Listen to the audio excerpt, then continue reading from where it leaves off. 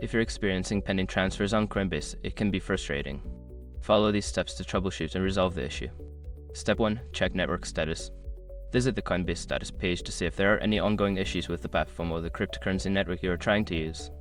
If there are known issues, you may need to wait until they are resolved. Step 2. Verify transaction details. Double-check the details of your transaction, including the recipient's address and the amount. Ensure that everything is correct, as errors can lead to delays or failed transactions. Step 3. Review your account limits. Make sure you haven't exceeded any account limits set by Coinbase. If you have reached a limit for withdrawals or transfers, your transaction may be pending until you can make additional transfers. Step 4. Wait for confirmation. Cryptocurrency transactions often require confirmations from the network. Depending on the currency and network condition, this can take time. Be patient and monitor the transaction status in your Coinbase account.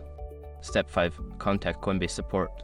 If your transaction remains pending for an extended period and you've checked everything else, reach out to Coinbase support for assistance. They can provide specific insights into your transaction and help resolve any issues. By following these steps, you should be able to address pending transfers on Coinbase effectively.